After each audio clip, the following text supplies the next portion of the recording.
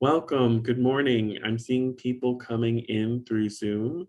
We're going to get started in a few moments.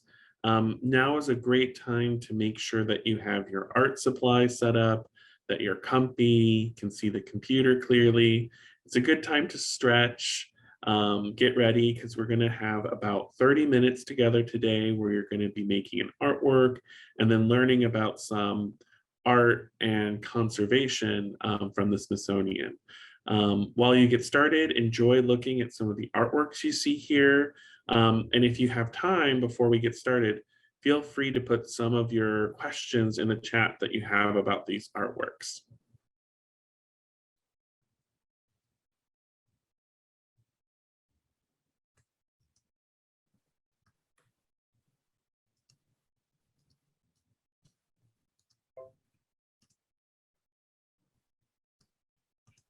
All right, so I do see that a few more people are filing in. And as we see those numbers still going up, we're just going to wait a few more moments. But I do see in the chat, one person had a question about the pine trees in the top.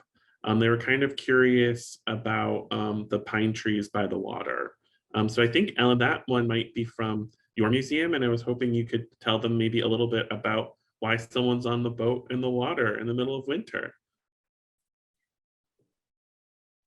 Sure. Well, let's think about some reasons why someone might still have to go out on the water in the winter, right? There are lots of things that people need to do on boats. And so in this case, someone is trying to go somewhere, right? And so they're going on the water. And so sometimes the water freezes over, but sometimes it doesn't. And so in this picture, it's cold enough to snow, but not cold enough for them to ice up the water. Thanks so much for that, Ellen. And I think we're about to get started. And so let's go to our next slide. So today, thank you so much for coming. You're being joined by both the National Museum of Art as well as the Smithsonian American Art Museum's Lunder Conservation Center. This Art and Me program is a partnership between the two museums and is going to be focusing on art preservation, which we'll explain a little bit later as we go through the program. Matthew, we do, sorry to interrupt. We do have a question from Katrina about the front slide. Oh, perfect. I'll go back real quick. So the question that I see is the picture of the pine tree set. I'm thinking that is the top one in the middle. Does anyone know where that's located? I don't know the exact location, but it is the piece is made by a Japanese artist, so probably somewhere in Japan. Perfect. Thank you so much for seeing that, Leah, and thanks for answering the question, Ellen. So I think we're just going to do some introductions. My name is Matthew, and I work in the Education and Engagement Department at the Smithsonian, and I'm going to turn it over to my colleague, Ellen. Hi, everybody. I'm Ellen, and I am an objects conservator. We'll talk a little bit more about what a conservator is, but I am also at the National Museum of Asian Art with Matthew. And me, I'm the last one on that slide. My name is Leah Bright, and just like Ellen, I'm an objects conservator, but I work at the Smithsonian American Art Museum, which we often just call SAM. For our next section, we're going to be going over what a conservator is. So we have two conservators here today, Ellen and Leah, who just introduced themselves. And Ellen's going to take a moment and share a little bit about what that is. So take a look. We're going to talk a little bit about conservators and what we do. So if you look at this slide, take a look and tell me some things that you might see on here that might help us get an idea of what Leah and I do for our jobs. And if you're someone who's come before and you already know what a conservator is, that's okay. You can just put in the chat, what is a conservator? So either what a conservator is or something interesting that you notice on this slide. Take a minute and just look and see what you can find and notice.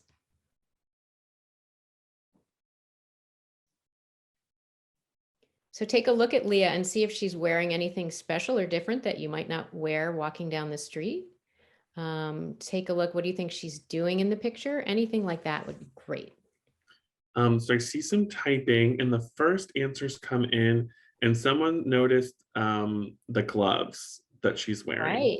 Very good. Good eyes. So what Leah is doing is she is actually working on an outdoor sculpture and she is taking care of it. So what we do as conservators is we take care of artwork. And so just like you, when you go to the doctor, right, the doctor gives you a checkup and makes sure you're okay. And if you're not feeling well, the doctor helps you feel better. That's what we do for art. So we're kind of like art doctors. And so one of the things we do, and what she's doing is she's wearing gloves. And so these are my gloves, and I wear these when I'm touching art. And there are different reasons why I wear these, but can anybody think of some reasons why we might wear gloves when we're working with artwork?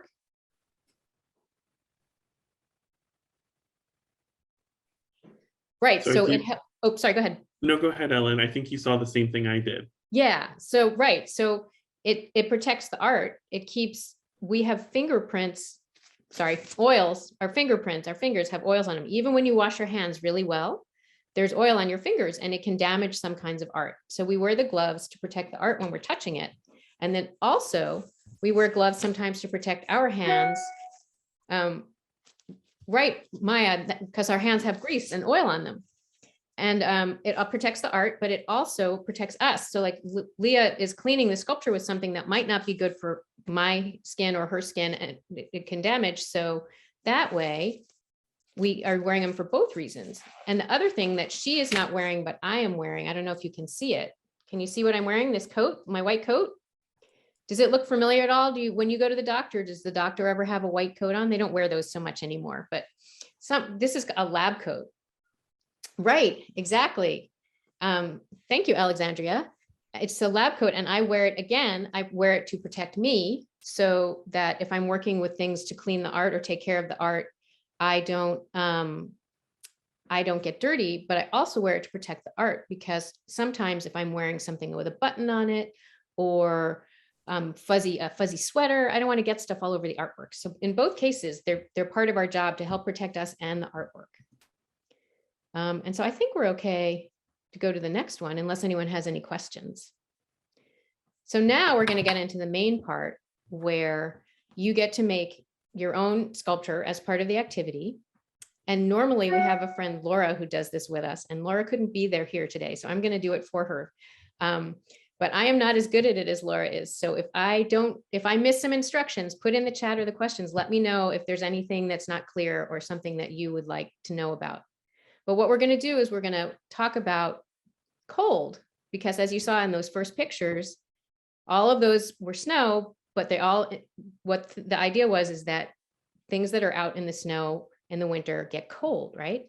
So we're going to look at artwork today that has something to do with cold, and you're going to make your own sculpture, and then you're going to be able to decide how you want to put it in the cold. So as you're making it, think about the idea that you're going to put it in the cold and what different things cold might do to artwork. So you can have any materials at all that you have, right? This is one of those ones where it doesn't matter what you have. So just to give you an example, I have a cardboard roll. I have some construction paper. I have a straw. And I have some tape and a pen. Whoops, and the pen just went flying. So never mind the pen, hang on.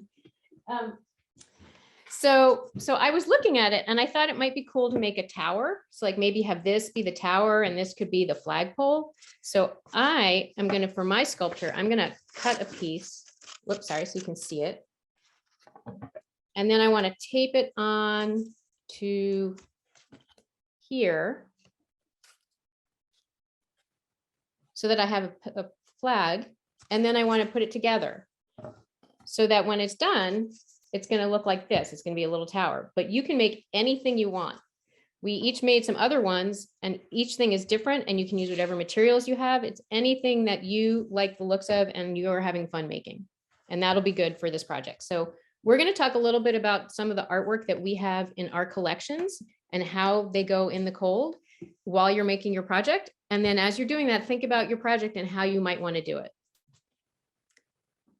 That's great. Thank you so much, Ellen. I'm just going to quickly go over this slide real quick of how you can kind of store it afterwards. We'll go over this as you get started, but we have these directions for you. So we're going to go over what we call an art doctor report and conservation report, where you can either put it outside if you're living somewhere really cold or in the freezer.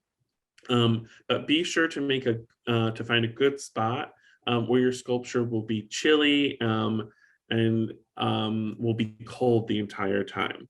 And the other thing to make sure with weather, it could get windy outside. So if you're going to decide to go down that route, you might want to secure it down with tape or some sort of string to make sure that it doesn't blow away. And then we're going to have you go back 2 weeks later and see the changes, how the cold has affected the artwork that you made. But we'll go into that more depth later. So back over to Ellen. Okay, so take a look at these pictures and tell me what you see. Is there anything interesting or different that you notice? What are you noticing here? And take a guess. Does this place look like it might be warm or cold?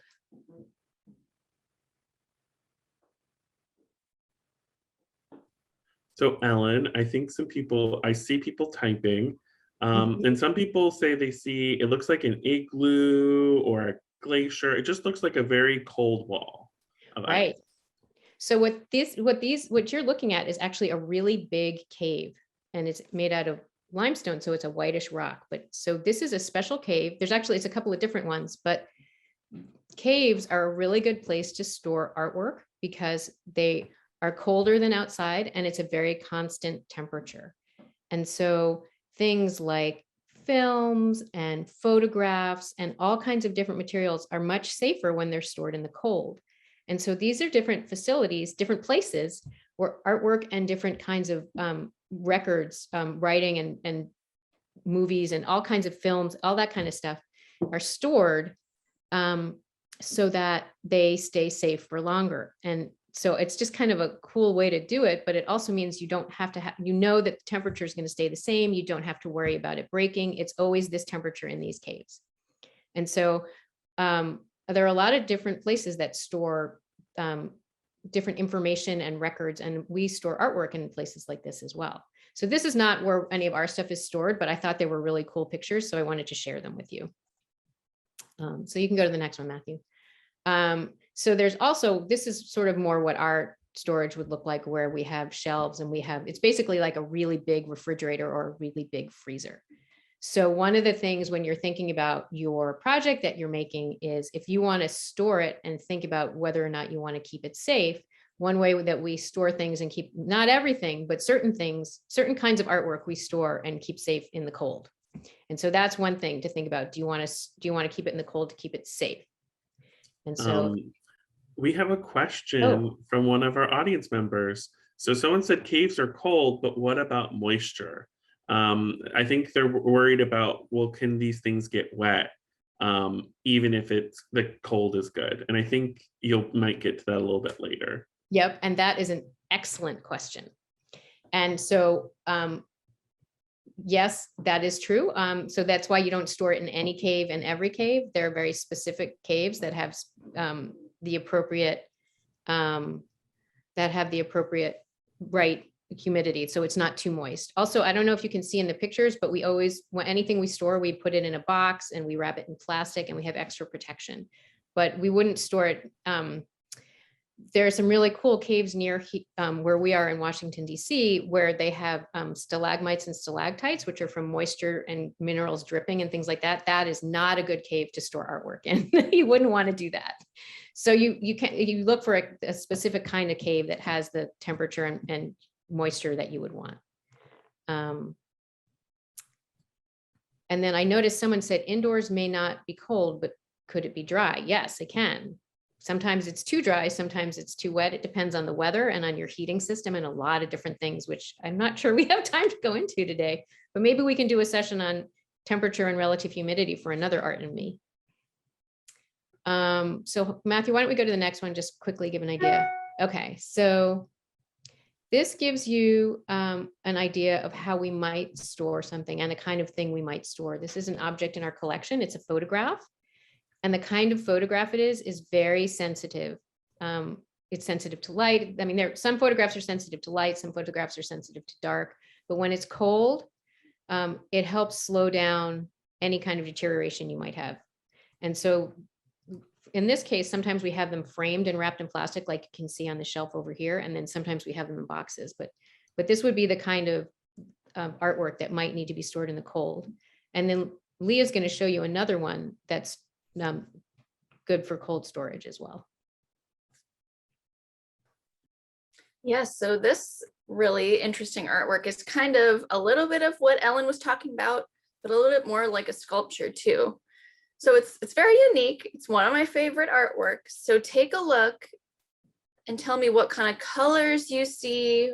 What do you think this artwork is? There's a lot going on, so take some time, take a look, and let us know what you think in the chat.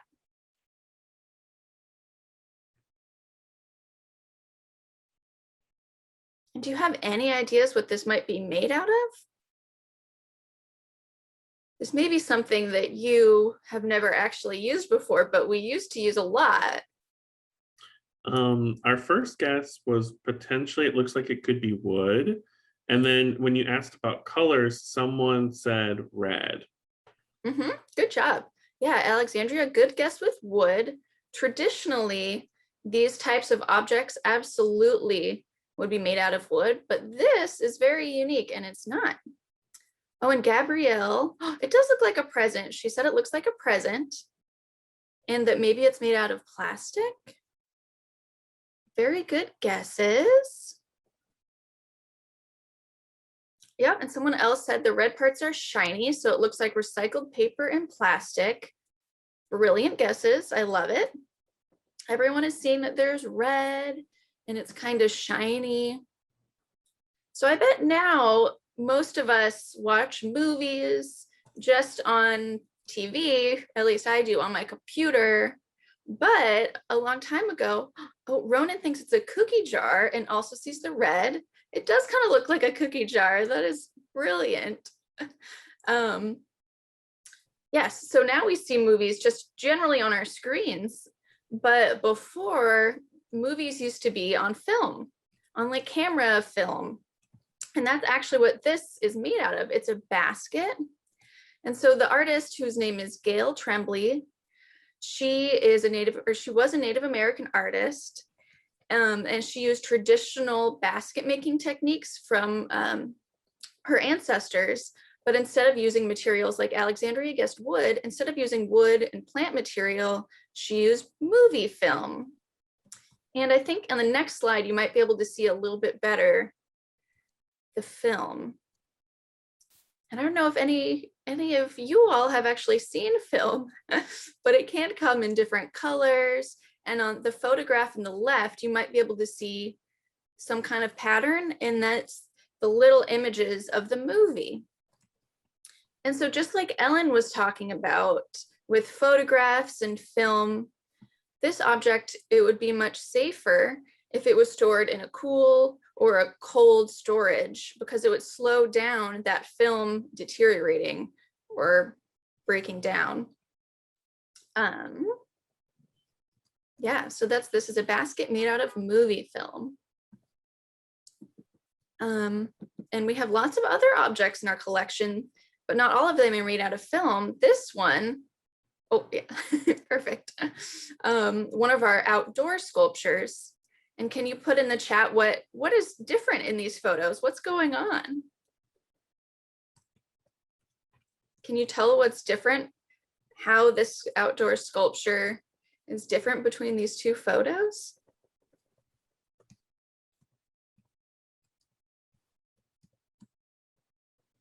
These were taken at different times of the year, so that might give you an idea.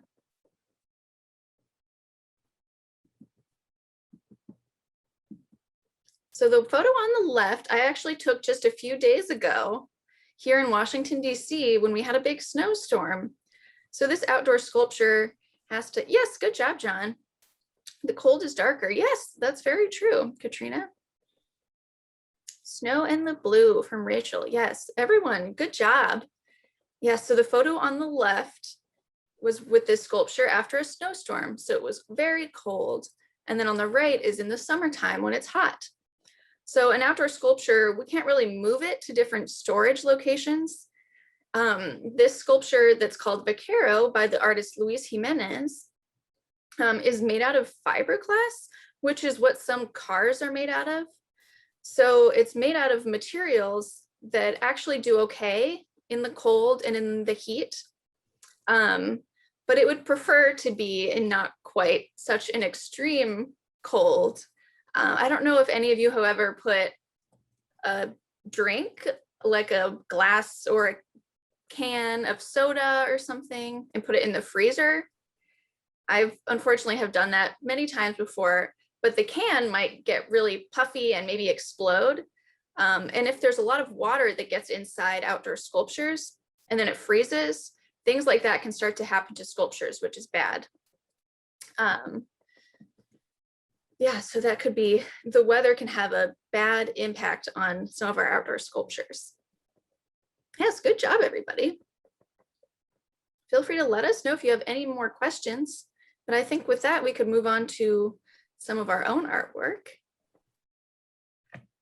And this, I believe, is Ellen's. Yeah, so remember how we were saying earlier that while you were making your sculpture, you should think about whether you want to put it in the cold inside or outside. And I know some of you might live in places where it's maybe not so cold outside right now. So this is a good thing to do if you don't have a cold weather outside. And also, as we're talking about this, if your artwork is done, or even if it's in midway, if you want to share your creations with us, send us the email. Matthew just put the address in the chat. We'd love to see what you guys are working on. So in the meantime, you can see, and here's the sculpture, I have it with me, but you can see on the first one, that is when I had just made it. And then I put it in a container in my freezer for about 10 days. And then when it came out, you can look, it looks pretty much the same, doesn't it? Do you really notice any differences between the before it went in the freezer and after it went in the freezer? Or do you notice anything that looks the same? What do you notice about the difference between the two? Right, it looks pretty similar, doesn't it? So for me, for my sculpture, by putting it in a container in the freezer where it was a very consistent temperature, it stayed the same temperature, and there wasn't any other kind of weather going on, it actually did a really good job of helping me keep my sculpture in a good condition. And then I think Leah's going to show you another one that went outside, just like the Vaquero sculpture. Yeah, exactly. So this one was made by our friend Laura. And she, just like that Vaquero sculpture, it went outside. And so it had to put up with more of the changes in weather and some snow and wind and cold.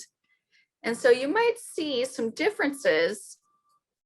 It might be a little hard to tell, but if you can see anything specific, feel free to put it in the chat. I think some of that paper looks a little different. What might happen to paper and glue if it went outside? Alexandria, yes, the color is different. That orange looks pretty different, doesn't it?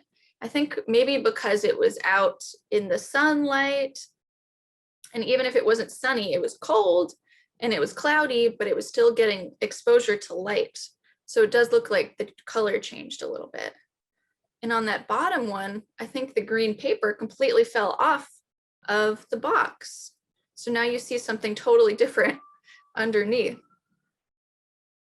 Any other ideas? I think that bottom piece of brown paper curled up and all of the glue started to fall apart. Probably got cold and wet and totally lost its stickiness. Doesn't look too great, does it? I think the cold, the wind, and the rain really had a negative impact on this sculpture, but I still think it looks great. She did a wonderful job. So I hope this gives you guys some inspiration to make your sculptures. and then put them outside or in your freezer and see what happens. And we would love to see yours. So feel free to send us over email pictures of your sculptures. Even right now, if they're not done, that's okay. And then we can share them with everybody. And before and after you put your sculptures outside, you can do like us, like the art doctors. Something important that we do with sculptures and other artworks in our collection is we record information. We write down information about their condition. So I don't know if you've been to a doctor's office and they are always typing away at their computer or maybe writing down with a pencil things that you might say or that your parents or caretakers might say to the doctor. That's kind of like what we do, but with artworks. And so I think you can find this, you were emailed this, I believe, and we'll just go through this together, first using Laura's beautiful sculpture. And this is before she put it outside. And then it will be fun to do it also after your sculpture goes outside, just to see exactly what changed. Okay, so first on this art doctor conservation report is the art doctor or conservator's name. So you would put your name, or my name is Leah, so I would put Leah. And then next is the artwork's name. Do you guys have any ideas about what this artwork should be titled? I don't think it has a name yet. So if you can think of any good names for this artwork, throw that in the chat. I'm a little stumped. I don't know what to call it, so I need your help. I'm really excited to see what you say. You all have had some great ideas. Someone says we should call it Lego blocks.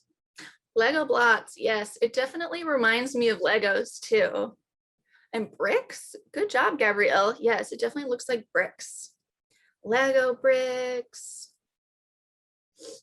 To me, it kind of looks like a tower or some kind of cool building. Blocks, and Alexandria says rainbows. Lego tower, I do like that. Those are all really good titles. Excellent job. Let's say we could try to put all those together. What if we say rainbow, Lego, blocks, tower? Is that too much? We could try that. Let's do that. And before the sculpture is in the cold, so that's for this picture, what 3 words best describe the artwork? I feel like you all already said some great descriptive words. But if you have any other words that you think describe this artwork, put them in the chat. We had rainbow. I think that's a good way to describe all of the colors. Marilyn says a pastel ship with double deckers. It does kind of look like a ship, doesn't it? That's really good. So colors, and then maybe those are like smokestacks, a circle building. Great job. Yes. Yeah, it does look like bricks stacked on top of each other. Let's see, any other words? To me, it kind of looks like it's balancing. The orange, green, and pink, some great colors. Okay, good job. And the next question is, circle which emoji best describes how you felt after making your sculpture. So our friend Laura made this sculpture, but I'm pretty sure she felt pretty good about herself because it looks amazing. So I would say probably that sunglasses emoji, because she was pretty pleased, and probably this other smiling one too. I hope you all are pretty happy when you're making your sculptures. So that the second part of the art doctor report is after you put your sculpture outside. So that part we would save for after the sculpture has been either in the freezer or outside in the cold. So I think that is it for the art doctor report, unless anyone has any questions or anything else you think I should put in this report.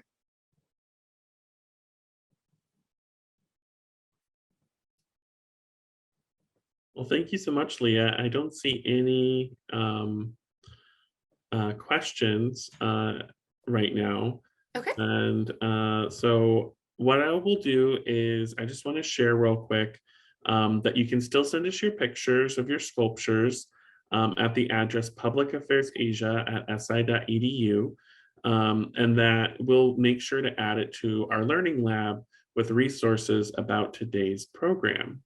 And just a few things to think about as we close out for the day, and we'll transition to our show and tell, is that you can take a look at sculptures in or near your home and see if they live indoors or outdoors, like the one that you saw, the cowboy that was outside, but sometimes you might see them inside as well. And look at the materials that the sculptures are made of. We saw that there was a variety of materials in today's presentation. And think about how they might be able to be kept safe and how cold could affect them. So those are just some things for you to think about. And I'm going to stop sharing and work on pulling up some of the things for the show and tell. And Matthew, will the conservator report template be provided to everyone? Yeah, it's in the learning lab. So we'll Okay. circulate that in the email and you'll be able to access the report in the learning lab. Great, thank you. So just give me a moment. I don't know if maybe I don't know if you want to show your artworks real quick while I kind of pull one of these up. Well, mine was a little bit anticlimactic. So with our last Art and Me program, we made textiles because we were talking about being cozy and warm in the cold. And so I wanted to see what would happen to the textile that I made, because it had glue and paint and different kind of fabrics. And so I did like Ellen did and put it in a plastic bag in the freezer, but nothing really happened. So that's a good thing, I guess. It preserved it really well. I think if I put it outside, that would be a different story, and it would probably get really wet, and some of these little bits that I glued on would probably fall off. And there's paint, so the paint might kind of get all cracky, but it preserved well in the freezer. Awesome. Yeah. Yeah, and like Leah was saying, oh, sorry, I was gonna say some things, it's good for artwork, it's good to be frozen, but there are other materials where we don't want to freeze them. So it all depends on what it is. We wouldn't put everything in the freezer or in cold storage. Mm-hmm. Definitely.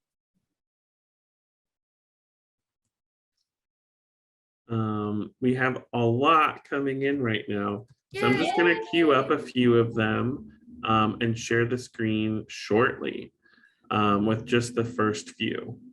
I see we have a really amazing question from Marilyn. Uh-oh, I just made it disappear. That says, what about artists who choose to work with outdoor materials and count on them falling apart? Marilyn, that's such a good question. So some artists might make sculptures outside using things like mud and dirt and plants and other natural materials that are meant to fall apart. And that is up to the artists. If we are tasked as art doctors or conservators with taking care of an artwork like that, we might just document how it's falling apart so we can track the life history of that artwork. But we would, if the artist's purpose and in their idea is to have that sculpture fall apart over time, we wouldn't want to stop it, because that would actually be going against the artist's wishes for their artwork. And sometimes we might do an interview with an artist to get a better idea of what they want to happen with their artwork. Here in Washington, D.C., at the National Museum of the American Indian, there's a sculpture outside called Always Becoming. And that sculpture is made out of mud. And the artist initially thought that it would do exactly what you were saying. It would kind of break down and go back to the earth over time.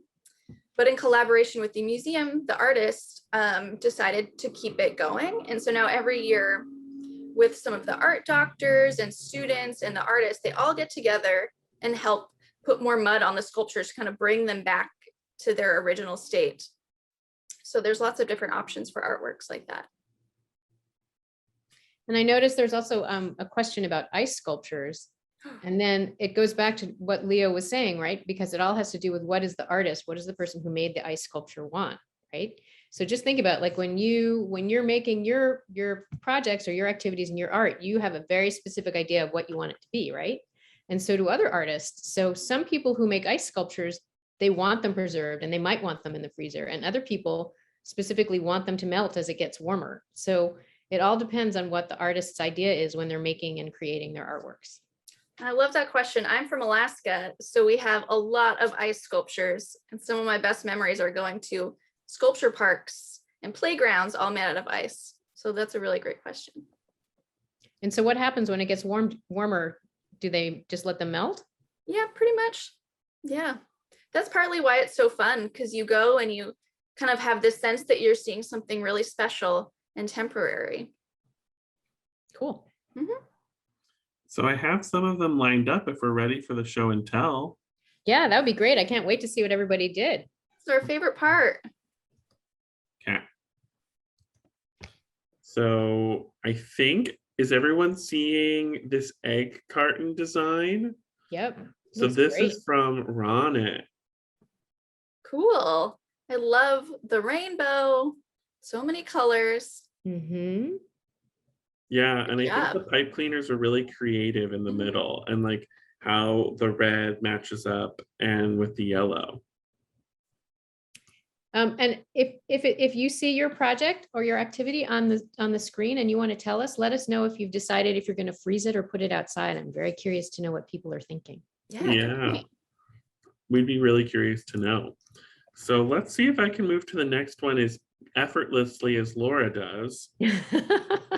Let's see. Okay, I think I did it. Yep, okay. So this is the next one.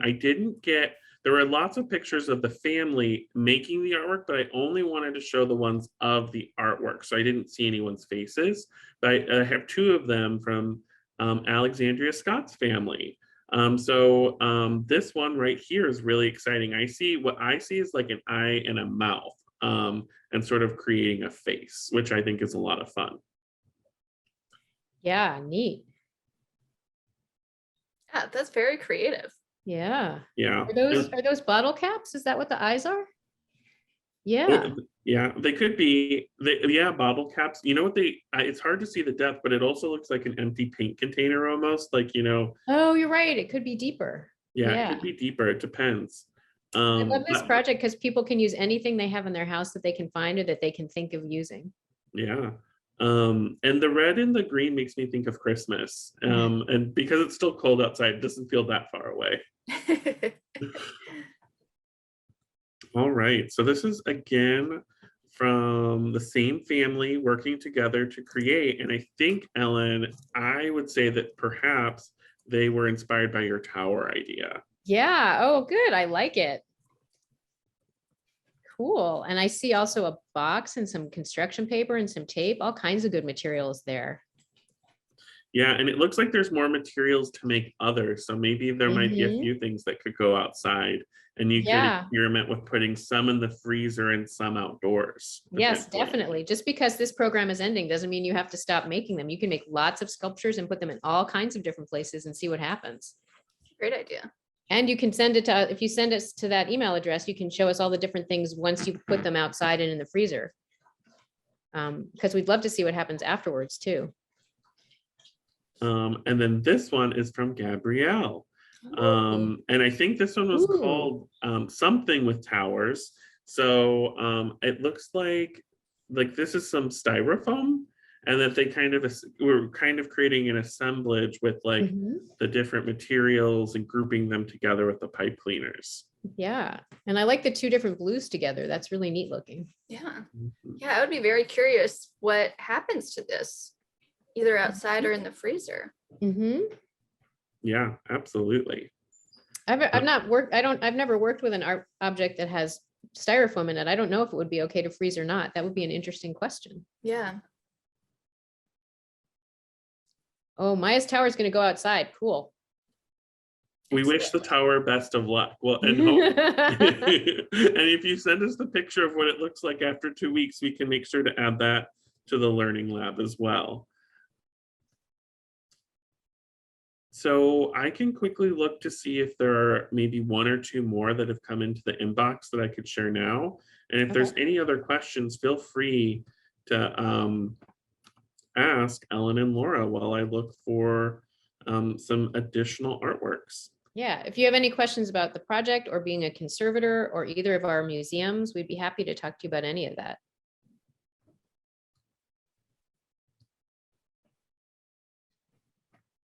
And we could also maybe share a couple of tools. Great idea. Meeting. Do you have some? I have some tools here if you don't have any. I have a couple. Yeah, I have. Let's see. I have one of my favorites that always looks pretty funny. Oh, excuse me. We often need to look really close up at things. Yep, I got one of those Yeah, too. you got them too. Yeah. I always want to see if you could see how silly my eyes look in them. Yep. These are, we call them optimizers, and they help us look really close to things if we have to use something like this. Was it a teeny tiny little paintbrush? You can see how tiny that is. It's very tiny. So if we need to get up close to a sculpture and maybe add a little paint or clean it, then we use these to help us look closer. Yep. And the other thing we do, not just for when we're working, but also from, how for the conservation report we were talking about with your sculptures, sometimes we have to look at something really tiny because we can't tell what we're seeing. So these are like a magnifying glass, but they're on our head. So we still have our hands free. So like if I wanted to examine my sculpture that I made, I could do it like this and I could still hold my sculpture and turn it, but then I could see more closely than I would with just my eyes. And that helps me examine, just like when you go to the doctor, they use the special tools to look in your ears and your mouth and things. It's like that kind of. And I also have, I don't know about if you have any, Leah, but I also have some brushes. Oh yeah. Lots of different sizes, because we use brushes for all kinds of different things. So Leah showed you a teeny tiny brush, but we also have bigger brushes. So I don't know if you can see, this brush is big and it's also really soft. So sometimes we'll use this to clean things because it'll help us dust, but it won't cause any damage on the surface. And I see somebody just asked a question. Let's see, Brooke said, when you were a kid, what kind of art did you do? Did you or your parents preserve your art projects, and how? Oh, those are some good questions. Those are good questions. I don't know about you, Leah, but I did a lot of art projects when I was a kid. And so I don't think that my parents quite knew how to preserve them as well as I might, but I have kids too, and I save a lot of their stuff. And so usually I will save it in something like a cardboard box. There are special cardboard boxes that they're called archival. They're made out of materials that won't deteriorate. Sometimes they're either made out of cardboard that won't have any acid in it. And sometimes they're made out of plastic, which is a special plastic that won't degrade. And there are different, I don't want to plug anybody, but if you look online, there are various companies that make archival storage boxes, which are a really good way to try and save some art, flatter artwork or smaller artwork. And then there's also other ways to try and save bigger pieces of artwork, but it's mostly you want to try and keep it so that it doesn't get exposed to light or to dust or to too many extremes in temperature and humidity. I don't know. Do you have any other ideas, Leah? No, that sounds great. When I was little, my medium of choice was that kind of clay that you can bake. Oh yeah. Yeah, so my poor parents still have just tons of little tiny things that I would make out of clay. Most of them were associated with different holidays. Mm-hmm. So thankfully they don't have to be out all the time. But like Halloween, I have so many little pumpkins that they have in boxes and little Christmas decorations that I made when I was very little. So thankfully those are preserved pretty well because they're stored away in a dry, kind of cool place with all the other holiday decorations. And in the dark most of the year. In the dark, absolutely. Yeah. So I have two more artworks to share for our show and tell, and then I think we can start wrapping up for the day. So let's see. First, we're starting with a photo. Does everyone see it? Wow. Yeah. That's a good idea. Yeah, So no, I really think it's fun to make a sculpture like that, especially with like, I know when you get takeout or things, you'll have like plastic silverware and sometimes it's left over. And that's a really creative way to turn it into art. Yeah, that's very cool. It kind of looks like two people. Almost like mhm. dancing. Yes, exactly. Um, and then I think it's really interesting the material on the bottom, and I'm curious about what it is, if it's like cotton balls or like what kind of material that is, because it looks a little bit thicker than a pipe cleaner. Oh, yeah. Either that or maybe it's a really fluffy white pipe cleaner. I'm not Yeah. sure.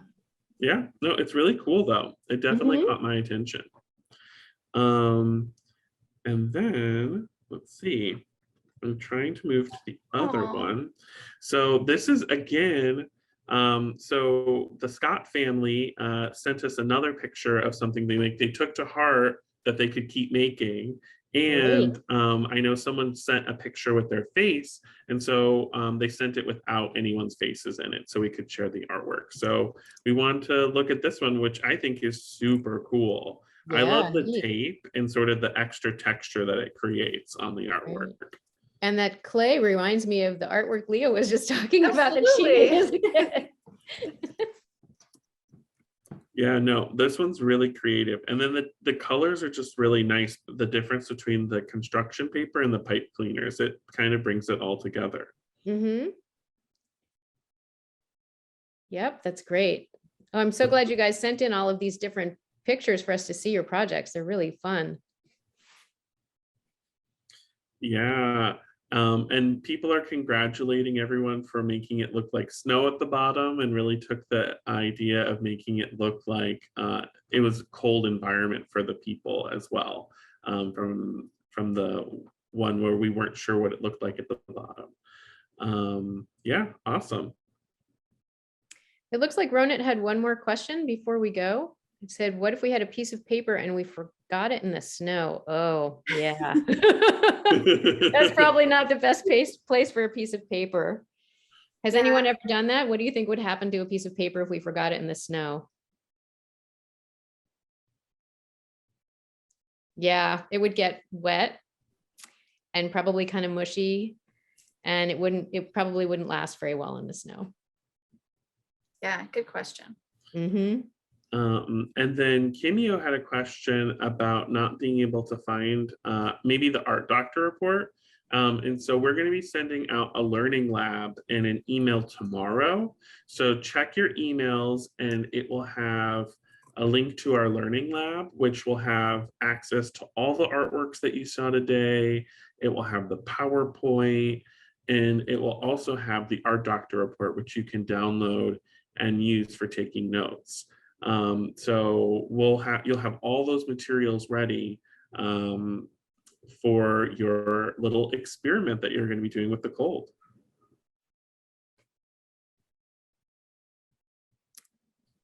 Awesome. Well, thank you everyone so much for coming today. This has been a great program. We loved all the participation, sharing your artworks, answers, and questions. It makes these programs a lot more fun for us. And we hope that everyone stays warm this winter. And we have another program coming up that's very seasonally focused in April, where we're going to be doing cherry blossoms related to the National Cherry Blossom Festival here in DC. So we'll make sure to reach out to you and let you know when that kind of gets put together, and so that you can sign up and come again next time. Great. Thanks, everybody. That Bye, was so everybody. Thank you for fun. Bye. coming. Bye.